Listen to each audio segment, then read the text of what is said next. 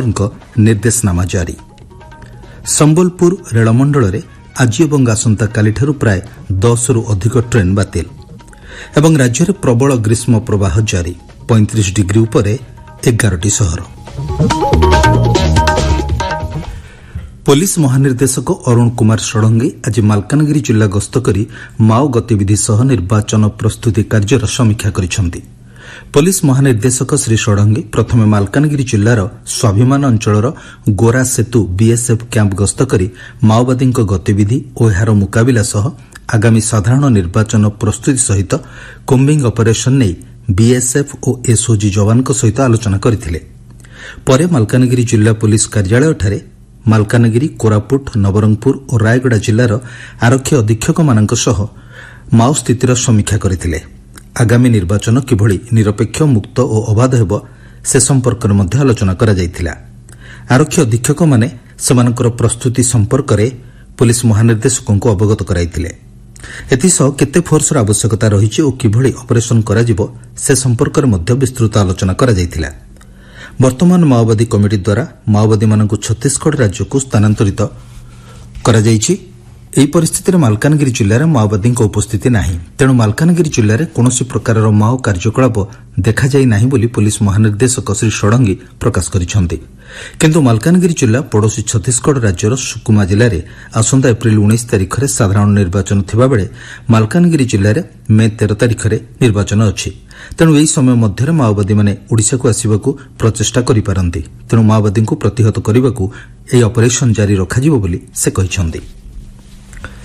राज्य में आज ग्रीष्म प्रवाह वृद्धि पाइथिबारु राज्य सरकार स्वतंत्र निर्देशनामा जारी करिसेंति। स्वतंत्र रिलीफ कमिशनर मिलिथिबा सूचना अनुसार प्रबल खरारे श्रमिकों को काम कराइले दंड मिलिबो। एनै एसआरसी पक्षरु सबु जिल्लापालଙ୍କୁ अवगत करा जायछि। प्रबल ग्रीष्म प्रवाह दिन 11 टारु 3टा भितरे श्रमिक मानଙ୍କୁ कामरे बाहर नियोजित न करबाकू निर्देश दिया जायछि। एहार अवमानना हेले संपृक्त अधिकारी प्रति कार्यानुष्ठान ग्रहण कराजिबो बोली एसआरसी कहिसेंति। राज्य में आज केतक जिले में रबी धान संग्रह निमंते जिला स्तरीय धान संग्रह कमिटी बैठक अनुष्ठित होईछि। कलाहांडी जिले में जिलापाल पी अन्वेष रेड्डी अध्यक्षतार अनुष्ठित बैठक में चलित वर्ष मे 20 तारिखर विभिन्न ब्लॉक मंडी धान क्रय निमंते प्रशासनिक पदक्षेप उपर आलोचना होइथिला। जिलापाल चाषी मानक सुविधा पाई मंडी रे पीवा पानी व्यवस्था, प्रत्येक दिन मंडी खोलिबा, बिजुली, तारपोलिन, आश्रयस्थल, ओजन मेसिन और अन्यान्य पदक्षेप उपर गुरुत्व देबाकू निर्देश दैछंती। कटक जिला आईन सेवा प्राधिकरण और समस्त तालुक आईन सेवा कमिटी परिसर में द्वितीय राष्ट्रीय लोक अदालत अनुष्ठित होउछि। एही राष्ट्रीय लोक अदालत रे समस्त प्रकार प्राक तथा विचाराधीन मकद्दमा, मोटर यान जनित दुर्घटना, श्रम विवाद और जमी अधिग्रहण भली विभिन्न मामलार आपोष सहमति रे समाधान कराजिबो बोली जणापड़िछि। संबलपुर बार एसोसिएशन साधारण संपादक पदवी पाई निर्वाचन होइछि। एथिरे प्रवीण सिंहदेव साधारण संपादक निर्वाचित होइछन्ति। कंधमाल जिला फुलबाणी सहरर आराध्य ठाकुराणी मां नारायणींकर चलित वर्ष ठाकुराणी यात्रा अनुष्ठित हेब। सेथिपाई शुभ खुंटी स्थापन होई सारिछि।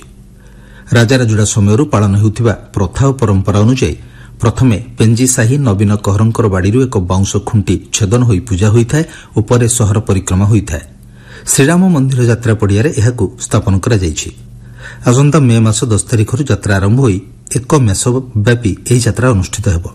प्रति 2 वर्ष थरे नारायणी यात्रा अनुष्ठित होउथिबा बेले ओडिशार विभिन्न जिलार आदिवासी संप्रदायर लोक माने एही यात्रा रे शामिल होइथांती। भद्रक रे राम नवमी पालन पई पुलिस प्रशासन पक्षरु फ्लैग मार्च करा जायछि। एनै जिला आरक्षी अधीक्षक वरुण गुंडपल्ली कहिसेंति सुरक्षा व्यवस्था पई 37 प्लाटून पुलिस फोर्स मुतयन कराजिबो। एही अवसर में आज भद्रकर गांधी पड़ियारू एक महिला कलश यात्रा ग्राम परिक्रमा करिछि। आपण माने आंचलिक संवाद शुणुछंती आकाशवाणी कटक केन्द्ररू। संबलपुर रेलमंडल अधीन विभिन्न स्थान में भित्तिभूमि विकास कार्य चालू रहिथिबारु केतेक रूट रे रेल चलाचल को बातिल करा जायछि। संबलपुर रेलमंडल पक्षरु दिया जायथिबा सूचना अनुसार 8टी ट्रेन चलाचल को विभिन्न दिगरु बातिल करा जायछि। Raipur Visakhapatnam Raipur passenger train, Visakhapatnam Bhawanipatna passenger train, Sambalpur Junagarh road passenger train, Raipur Junagarh road passenger train एवं संबलपुर रायगड़ा संबलपुर एक्सप्रेस को आज 24 तारिख जाए बातिल कराଯାଇଛି। सेहीपरि Bhawanipatna Visakhapatnam passenger, Junagarh road Sambalpur passenger एवं Junagarh road Raipur passenger train को आसंता काली 25 तारिख जाए बातिल कराଯିबा नै संबलपुर रेलमंडल सूचना दैछि। राज्य में प्रबल ग्रीष्म प्रवाह जारी रही। आज दिन 2:30 सुधा राज्यर 11 स्थान में तापमात्रा 35 डिग्री उपर रही भुवनेश्वर स्थित आंचलिक पाणीपाग विज्ञान केन्द्र सूचना देछि। दिन 2:30 सुधा राजधानी भुवनेश्वर तापमात्रा 41.2 डिग्री सेल्सियस रेकर्ड करा जायछि। सेहीपरि चंदबाली 41.1, झारसुगुड़ा 41, बालेश्वर 40 और हीराकुद 39.5 डिग्री सेल्सियस तापमात्रा रेकर्ड करा जायछि।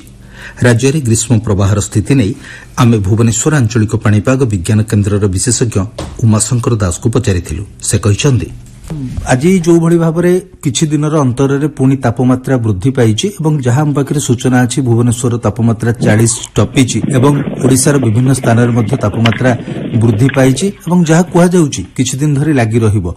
ए विषय आपण हमर श्रोता मानन को कोन सूचना देबे? देखंतु हमें जे देखिबा गत किछि दिन तुलना रे जदि हमें जिबा खास करके 3-4 दिन पूर्व गोटे समय थिला जोथरे कि हमर ओडिसार केतक स्थान रे तापमात्रा 25 डिग्री तळे रेकर्ड होइतला एवं एप्रिल मासर सबुटु ठंडा दिन मध्य परिगणित होती जोटा कि आम ततलागढ़ कह टिटलागढ़ 4 दिन पूर्व से 24 डिग्री रेकर्ड कर एप्रिल मासर सबुठारु कम तापमात्रा किंतु वर्तमान समय 4-5 दिन भितर पाणीपागर व्यापक परिवर्तन होती कारण वर्तमान राज्य मध्य को शुष्क वायु क्रमागत भाव पश्चिम उत्तर पश्चिम दिगरु प्रवेश करुच्ची तार जो प्रवाहटा रही सामान्य वृद्धि ता सहित आम देखा सूर्यंकर जो किरण तीव्रता रोचे 2 दिन भितर सामान्य वृद्धि पाई। दुई प्रकार जो कारक रोचे ता प्रभाव रे आमर राज्यर अनेक स्थान में तापमात्रा वृद्धि पाई।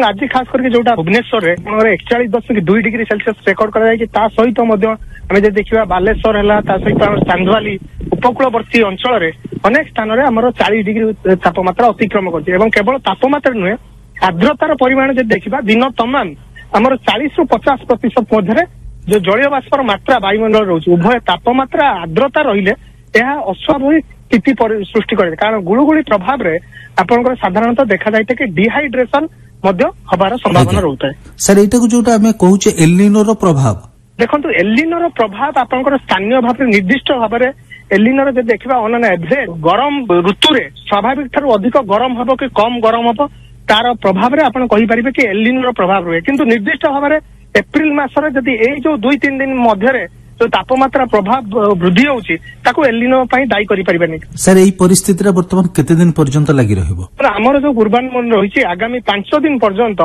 तापमात्रा आहुरी धीरे धीरे 4 ରୁ 6 डिग्री पर्यंत वृद्धि होबार संभावना रहिछि। ताले एई परिस्थितिर मुकाबिला करिबा पई जदि हमें आपनको पचारिबु जे कोन आरो उपाय अछि हमें केमिति आठर अंत दूरी रहि परिबा?